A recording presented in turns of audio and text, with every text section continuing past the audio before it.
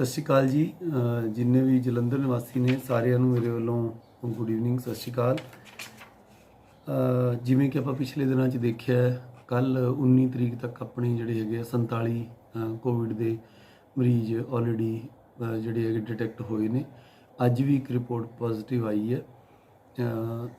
ਇਹ ਗੱਲ ਵੈਸੇ ਚਿੰਤਾ ਵਾਲੀ ਹੈ ਔਰ ਆਪਾਂ ਨੂੰ ਸਾਰਿਆਂ ਨੂੰ ਇਹ ਤਹਈਆ ਕਰਨਾ ਚਾਹੀਦਾ ਕਿ ਆਪਾਂ ਘਰਾਂ 'ਚ ਰਹੀਏ। ਬਟ ਨਾਲੋਂ ਨਾਲ ਇੱਕ ਗੱਲ ਮੈਂ ਤੁਹਾਡੇ ਨਾਲ ਸਾਂਝੀ ਕਰਨਾ ਚਾਹੁੰਦਾ ਕਿ ਇਹ ਜਿਹੜੇ ਕੰਟੈਕਟ ਹੈਗੇ ਨੇ, ਪੁਰਾਣੇ ਜਿਹੜੇ ਕੰਟੈਕਟ ਸੀਗੇ, ਜਿਹੜੇ ਪੋਜ਼ਿਟਿਵ ਕੇਸਿਸ ਨੇ, ਅਸੀਂ ਬੜੀ ਡਿਟੇਲ ਦੇ ਵਿੱਚ ਉਹਨਾਂ ਦੀ ਜਿਹੜੀ ਹੈਗੀ ਹੈ ਚੈਕਿੰਗ ਕਰਾਈ ਹੈ। ਉਹਨਾਂ ਦੀ ਫਰਦਰ ਰਿਲੇਟਿਵਸ ਇਹ ਲੱਭੇ ਨੇ।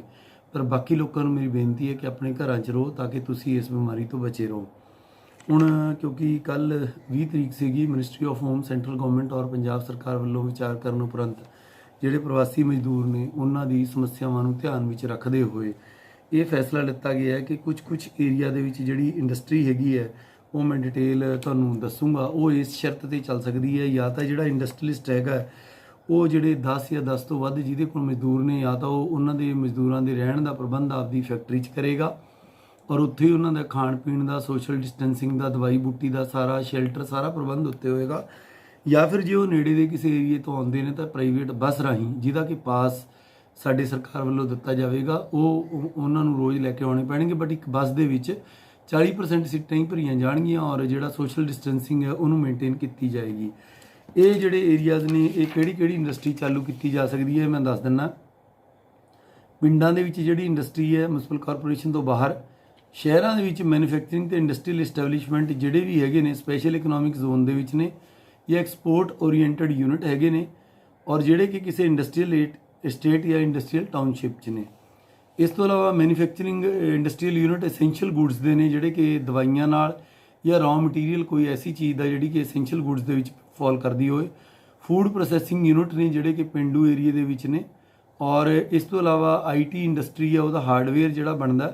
ਮੈਨੂਫੈਕਚਰਿੰਗ ਯੂਨਿਟ ਜਿਹੜੇ ਪੈਕਿੰਗ ਮਟੀਰੀਅਲ ਯਾਨੀ ਕਿ ਡੱਬੇ ਜਾਂ ਕੋਈ ਬੈਗ ਜਾਂ ਕੋਈ ਇਸ ਤਰ੍ਹਾਂ ਦੀਆਂ ਬੋਰੀਆਂ ਵਗੈਰਾ ਬਣਾਉਂਦੇ ਨੇ।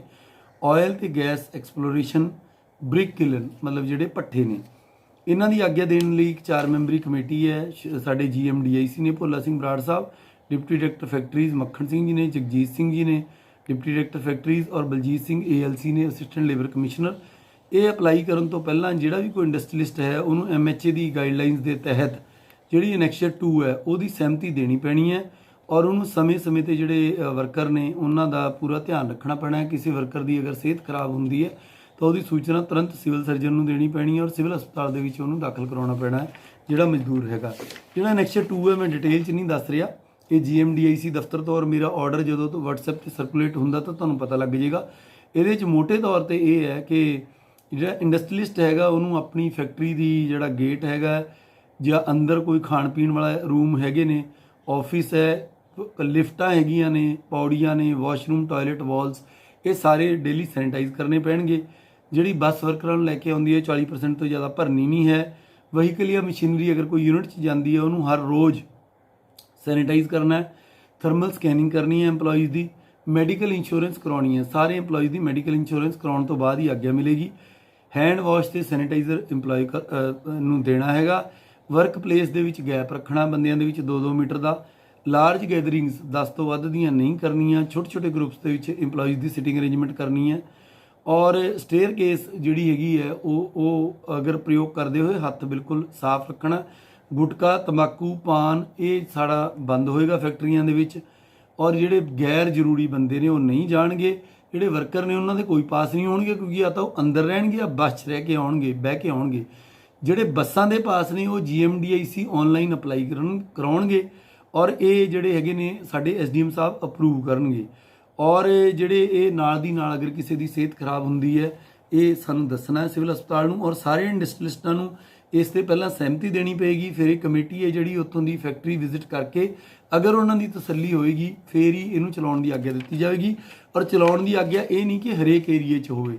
ਜਿਹੜੇ ਸਾਡੇ 48 ਕੇਸ ਆਏ ਨੇ, ਜਿਹੜੇ ਏਰੀਏ 'ਚੋਂ ਪੋਜ਼ਿਟਿਵ ਕੇਸ ਆਏ ਨੇ ਉਹਨਾਂ ਨੂੰ ਅਸੀਂ ਕੰਟੇਨਮੈਂਟ ਜ਼ੋਨ ਘੋਸ਼ਿਤ ਕੀਤਾ ਹੈਗਾ। ਉਸ ਕੰਟੇਨਮੈਂਟ ਜ਼ੋਨ ਦੇ ਵਿੱਚ ਕੋਈ ਵੀ ਫੈਕਟਰੀ ਜਾਂ ਕੋਈ ਵੀ ਕੰਮ, ਕੋਈ ਕਰਫਿਊ 'ਚੋਂ ਢਿੱਲ ਨਹੀਂ ਦਿੱਤੀ ਜਾਵੇਗੀ। ਇਹ ਏਰੀਏ ਸ਼ਹਿਰ ਦੇ ਵਿੱਚ 12 ਏਰੀਏ ਨੇ, ਪਿੰਡਾਂ ਦੇ ਵਿੱਚ 4 ਏਰੀਏ ਨੇ। ਇਹਨਾਂ ਦੇ ਨਾਮ ਮੈਂ ਪੜ੍ਹ ਰਿਹਾ। ਸ਼ਹਿਰ ਦੇ ਵਿੱਚ ਹੈਗਾ ਆਨੰਦ ਵਿਹਾਰ, ਵਿਵੇਕਾਨੰਦ ਪਾਰਕ, ਕਾਲੀਆ ਕਲੋਨੀ, ਸੁਭਾਸ਼ ਨਗਰ, ਨੈਸ਼ਨਲ ਪਾਰਕ, ਸ਼ਾਂਤੀ ਵਿਹਾਰ, अशोक विहार गोल्डन एवेन्यू, गली नंबर 2 रविदास नगर, गुरु अमरदास नगर, सब्जी मंडी ਝੁੱਗੀਆਂ।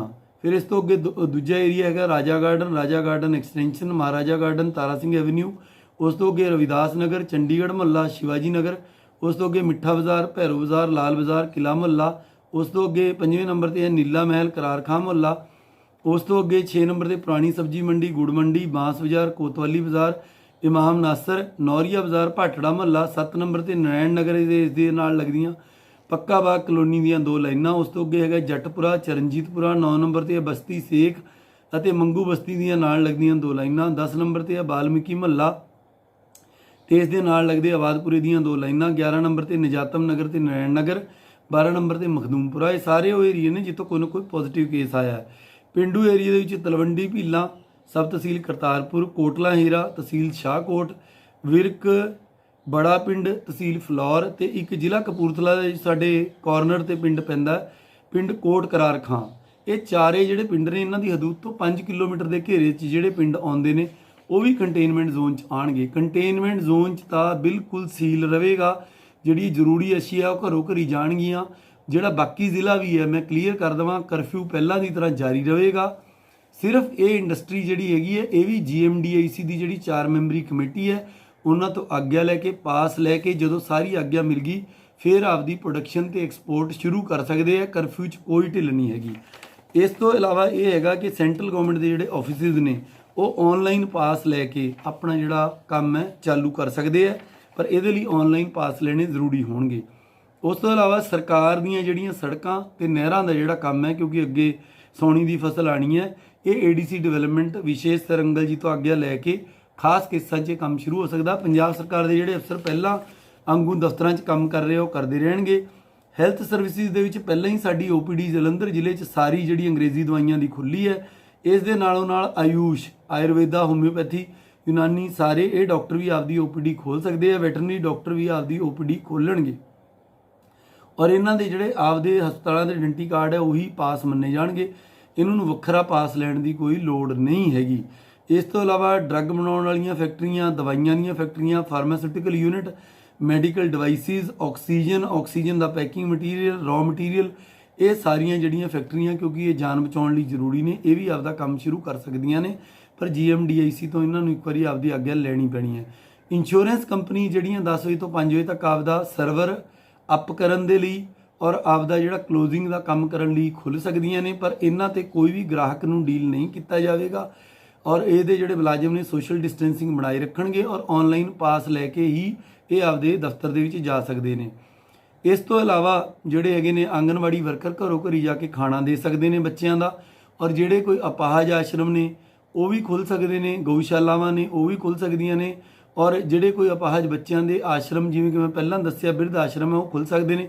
ਪਿੰਡਾਂ ਦੇ ਵਿੱਚ BDPO ਦੀ ਆਗਿਆ ਦੇ ਨਾਲ ਨਰੇਗਾ ਦੇ ਕੰਮ ਸ਼ੁਰੂ ਕਰਾਏ ਜਾ ਸਕਦੇ ਨੇ, ਬਟ ਜਿਹੜੇ ਨਰੇਗਾ ਵਰਕਰ ਨੇ ਉਹਨਾਂ ਨੂੰ ਮਾਸਕ ਪਾਉਣਾ, ਹੱਥ ਧੋਣਾ, ਆਪਸ 'ਚ 2 ਮੀਟਰ ਦੀ ਦੂਰੀ ਬਣਾਏ ਰੱਖਣਾ ਬਹੁਤ ਜ਼ਿਆਦਾ ਜ਼ਰੂਰੀ ਹੋਵੇਗਾ। ਇਸ ਤੋਂ ਇਲਾਵਾ ਜਿਹੜੇ ਟਰੱਕ ਨੇ ਖਾਲੀ ਜਾਂ ਭਰੇ ਹੋਏ ਉਹ ਚੱਲ ਸਕਦੇ ਨੇ ਕਿਉਂਕਿ ਇਹ ਬਹੁਤ ਜ਼ਰੂਰੀ ਨੇ ਸਾਡੇ ਲਈ ਅਨਾਜ ਤੇ ਕਣਕ ਢੋਣ ਦੇ ਲਈ। ਔਰ ਇਸ ਤੋਂ ਇਲਾਵਾ ਜਿਹੜੀ LPG ਦੀ ਸਪਲਾਈ ਹੈ, ਫੂਡ ਪ੍ਰੋਡਕਟਸ ਨੇ, ਮੈਡੀਕਲ ਸਪਲਾਈਜ਼ ਨੇ, ਉਹ ਸਾਰਾ ਕੁਝ ਲੈ ਕੇ ਟਰੱਕ ਭਰੇ ਜਾਂ ਖਾਲੀ ਚੱਲ ਸਕਦੇ ਨੇ ਕਿਉਂਕਿ ਟਰੱਕ ਮੇਨ ਨੈਸ਼ਨਲ ਹਾਈਵੇ ਤੇ ਚੱਲਦੇ ਨੇ। ਨੈਸ਼ਨਲ ਹਾਈਵੇ ਤੇ ਜੇ ਖਰਾਬ ਹੋ ਜਾਣ ਤਾਂ ਨੈਸ਼ਨਲ ਹਾਈਵੇ ਤੇ ਟਰੱਕਾਂ ਨੂੰ ਰਿਪੇਅਰ ਕਰਨ ਵਾਲੀਆਂ ਦੁਕਾਨਾਂ ਕੇਵਲ ਨੈਸ਼ਨਲ ਹਾਈਵੇ ਤੇ ਚੱਲ ਸਕਦੀਆਂ ਨੇ। ਮੁਨਸਿਪਲ ਏਰੀਏ 'ਚ ਕੋਈ ਵੀ ਟਰੱਕਾਂ ਦੀ ਦੁਕਾਨ ਨਹੀਂ ਖੁੱਲ੍ਹੇਗੀ, ਨਾ ਹੀ ਕਿਸੇ ਨਗਰ ਪੰਚਾਇਤ ਜਾਂ ਮਿਊਨਿਸਪੈਲਿਟੀ 'ਚ ਖੁੱਲ੍ਹੇਗੀ। ਇਸ ਤੋਂ ਇਲਾਵਾ ਨੈਸ਼ਨਲ ਹਾਈਵੇ ਤੇ ਜਿਹੜੇ ਟਰੱਕਾਂ ਵਾਲੇ ਵੀਰ ਨੇ ਉਹਨਾਂ ਦੇ ਲਈ ਢਾਬੇ ਖੁੱਲ੍ਹ ਸਕਦੇ ਨੇ, ਪਰ ਮਿਊਨਿਸਪਲ ਏਰੀਏ 'ਚ ਜਾਂ ਨਗਰ ਪੰਚਾਇਤ ਜਾਂ ਮਿਊਨਿਸਪੈਲਿਟੀ ਦੇ ਏਰੀਏ 'ਚ ਕੋਈ ਵੀ ਢਾਬਾ ਨਹੀਂ ਖੁੱਲ੍ਹੇਗਾ। ਜਿਹੜੇ ਨੈਸ਼ਨਲ ਹਾਈਵੇ ਤੇ ਕੇਵਲ ਡਰਾਈਵਰਾਂ ਲਈ ਢਾਬੇ ਖੁੱਲ੍ਹੇ ਨੇ ਉਹ ਡਰਾਈਵਰਾਂ ਨੂੰ ਟੇਕ ਅਵੇ ਭੋਜਨ ਮਤਲਬ ਪੈਕ ਕਰਕੇ ਰੋਟੀ ਦੇ ਸਕਦੇ ਨੇ, ਉਹ ਆਪਦੇ ਟਰੱਕ 'ਚ ਬੈਠ ਕੇ ਕਿਤੇ ਰੋਕ ਕੇ ਖਾਊਗਾ। ਔਰ ਜਿਹੜੇ ਢਾਬੇ ਨੇ ਉਹਨਾਂ ਤੇ ਮਜਲਿਸ ਜਾਂ ਇਕੱਠ ਨਹੀਂ ਕੀਤਾ ਜਾਏਗਾ। ਅਗਰ ਐਸਾ ਹੋਇਆ ਤਾਂ ਐਸੇ ਢਾਬਿਆਂ ਨੂੰ ਸਖਤੀ ਨਾਲ ਬੰਦ ਕਰ ਦਿੱਤਾ ਜਾਵੇਗਾ। ਅਖੀਰ 'ਚ ਮੈਂ ਦੁਬਾਰਾ ਸਪਸ਼ਟ ਕਰ ਰਿਹਾ, ਕਰਫਿਊ 'ਚ ਕੋਈ ਛੋਟ ਨਹੀਂ। ਪਹਿਲਾਂ ਵਾਲੀ ਸਖਤੀ ਪਹਿਲਾਂ ਵਾਂਗੂ ਲਾਗੂ ਰਹੂਗੀ। ਹੋਮ ਸਪਲਾਈ ਤੁਹਾਨੂੰ ਹੋਊਗੀ ਦੁੱਧ ਦੀ, ਸਬਜ਼ੀ ਦੀ, ਫਲਾਂ ਦੀ, ਔਰ ਜਿਹੜਾ ਵੀ ਤੁਹਾਡਾ ਰਾਸ਼ਨ ਹੈਗਾ ਉਹ ਸਾਰਾ ਕੁਝ ਪਹਿਲਾਂ ਵਾਂਗੂ ਘਰਾਂ 'ਚ ਤੁਹਾਨੂੰ ਮਿਲੂਗਾ। ਔਰ ਦਵਾਈਆਂ ਵਗੈਰਾ ਦੀ ਅਸੀਂ 4 ਘੰਟੇ ਪਹਿਲਾਂ ਹੀ ਦੁਕਾਨਾਂ ਖੋਲ੍ਹ ਰਹੇ ਹਾਂ। ਔਰ ਇਹ ਜਿਹੜੀ ਛੋਟ ਹੈਗੀ ਇਹ ਸਿਰਫ ਇਸ ਕਰਕੇ ਦਿੱਤੀ ਹੈ ਕਿ ਜਿਹੜੇ ਪਿੰਡਾਂ ਦੇ ਨਰੇਗਾ ਮਜ਼ਦੂਰ ਨੇ ਜਾਂ ਸ਼ਹਿਰਾਂ ਦੇ ਜਿਹੜੇ ਮਜ਼ਦੂਰ ਨੇ ਉਹ ਆਪਦੀ ਫੈਕਟਰੀ 'ਚ ਜਾ ਕੇ ਅੰਡਰ ਪਰਮਿਸ਼ਨ ਕੰਮ ਕਰ ਸਕਣ, ਤਾਂ ਕਿ ਇਹ ਗੱਲ ਜਿਹੜੀ ਆ ਰਹੀ ਸੀ ਬਾਰ-ਬਾਰ, ਮਜ਼ਦੂਰ ਵਰਗ ਜਿਹੜਾ ਹੈਗਾ ਉਹਨੂੰ ਭੁੱਖਮਰੀ ਦਾ ਸ਼ਿਕਾਰ ਹੋਣਾ ਪੈ ਰਿਹਾ। ਮੁੱਖ ਮੰਤਰੀ ਸਾਹਿਬ ਇਹ ਚਾਹੁੰਦੇ ਨੇ ਕਿ ਮਜ਼ਦੂਰ ਵਰਗ ਆਪਦੇ ਕੰਮ ਲੱਗੇ, ਪਰ ਅਗਰ ਕੋਈ ਵੀ ਇੰਡਸਟਰੀ ਜਾਂ ਕੋਈ ਵੀ ਨਰੇਗਾ ਦਾ ਕੰਮ ਜਾਂ ਕਿਸੇ ਵੀ ਬੰਦੇ ਨੇ ਅਗਰ ਇਸ ਨਿਯਮ 'ਚ ਜਿਹੜੀ ਥੋੜੀ ਮੋਟੀ ਢਿੱਲ ਦਿੱਤੀ ਹੈ, ਇਹਦਾ ਨਜਾਇਜ਼ ਫਾਇਦਾ ਉਠਾ ਕੇ ਅਗਰ ਕਿਸੇ ਨੇ ਭੀੜ ਲਾਈ ਜਾਂ ਕੋਵਿਡ ਨੂੰ ਫੈਲਾਇਆ, ਤਾਂ ਇਹ ਜਿਹੜੀ ਛੋਟ ਹੈ ਤੁਰੰਤ ਵਾਪਸ ਲੈ ਲਈ ਜਾਏਗੀ। ਅਖੀਰ 'ਚ ਮੈਂ ਦੁਬਾਰਾ ਬੇਨਤੀ ਕਰ ਰਿਹਾ ਕਿ ਕਰਫਿਊ ਉਸੇ ਸਖਤੀ ਨਾਲ ਜਾਰੀ ਹੈ। ਇਹ ਸਿਰਫ ਕੁਝ ਵਿਸ਼ੇਸ਼ ਕੈਟੇਗਰੀਜ਼ ਨੂੰ ਛੋਟ ਮਿਲੀ ਹੈਗੀ ਹੈ, ਔਰ ਛੋਟ ਵੀ ਇਹ ਨਹੀਂ ਕਿ ਮਜ਼ਦੂਰ ਸਾਈਕਲਾਂ 'ਤੇ ਜਾਣਾ ਸ਼ੁਰੂ ਕਰ ਦੇਣ। ਜਿਹੜੀ ਫੈਕਟਰੀ ਮਾਲਕ ਬੱਸ ਭੇਜੂਗਾ, ਕੇਵਲ ਉਸ ਬੱਸ 'ਤੇ ਜਾਣਾ, ਬੱਸ 'ਤੇ ਪਾਸ ਲੱਗਿਆ ਹੋਣਾ ਚਾਹੀਦਾ। ਜੇਕਰ ਕੋਈ ਸੜਕਾਂ 'ਤੇ ਇੱਦਾਂ ਘੁੰਮਦਾ ਫਿਰਦਾ ਬਿਨਾਂ ਆਗਿਆ ਤੋਂ ਦੇਖਿਆ ਗਿਆ ਤਾਂ ਉਹਨੂੰ ਫੜ ਕੇ ਅੰਦਰ ਦਿੱਤਾ ਜਾਊਗਾ, ਕਾਰਵਾਈ ਕੀਤੀ ਜਾਊਗੀ। ਅਖੀਰ 'ਚ ਮੈਂ ਜਲੰਧਰ ਵਾਸੀਆਂ ਨੂੰ ਦੁਬਾਰਾ ਤੋਂ ਅਪੀਲ ਕਰਦਾ ਕਿ ਆਪਦੇ ਘਰਾਂ ਤੋਂ ਬਾਹਰ ਨਾ ਆਉਣ। ਇਹ ਬਿਮਾਰੀ ਬੜੀ ਡੈਡਲੀ ਹੈ, ਇਸ ਤੋਂ ਬਚੋ। ਔਰ ਖਾਸ ਕਰ ਇਹ 12 ਮਹੱਲੇ ਜਿਹੜੇ ਮੈਂ ਸ਼ੁਰੂ 'ਚ ਦੱਸੇ ਆ ਕੰਟੇਨਮੈਂਟ ਜ਼ੋਨ ਇਸ ਵੀਡੀਓ ਦੇ, ਔਰ 4 ਪਿੰਡ, ਇੱਥੋਂ ਦੇ ਜਿਹੜੇ ਵਸਨੀਕ ਹੈ, ਕਿਉਂਕਿ ਇਹ ਪੋਜ਼ਿਟਿਵ ਕੇਸਿਸ ਵਾਲੇ ਏਰੀਏ ਨੇ, ਇੱਥੇ ਬਿਲਕੁਲ ਪੱਤਾ ਵੀ ਨਹੀਂ ਹਿੱਲੇਗਾ ਔਰ ਕਰਫਿਊ ਬਹੁਤ ਸਖਤੀ ਨਾਲ ਲਾਗੂ ਰਹੇਗਾ। ਇਹ ਸਾਰੀਆਂ ਛੋਟਾਂ ਇਹਨਾਂ ਏਰੀਆਜ਼ ਤੇ ਲਾਗੂ ਨਹੀਂ। ਇਹਨਾਂ ਏਰੀਆ ਦੇ ਵਿੱਚ ਘਰੋਂ ਘਰੀ ਜਾ ਕੇ ਜੋ ਸਮਾਨ ਹੈ ਉਹ ਮਿਲੇਗਾ। ਅਗਰ ਕੋਈ ਬਾਹਰ ਨਿਕਲਿਆ ਤਾਂ ਉਸ ਤੇ ਕਾਰਵਾਈ ਹੋਵੇਗੀ। ਧੰਨਵਾਦ।